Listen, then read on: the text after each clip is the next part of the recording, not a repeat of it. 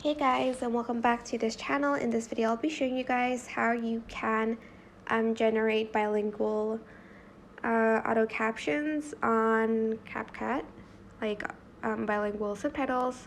So select a video project or select a new project, select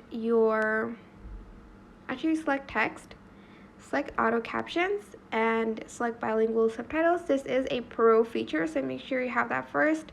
Select it, select the two languages, select just the one language, I guess, so Indonesian, because it's going to make your other auto caption in English. Then select generate, select start, and it's going to create that subtitle for you. I hope this tutorial was helpful for you guys. Don't forget to like, comment, share, and also subscribe to this channel if you haven't done that already.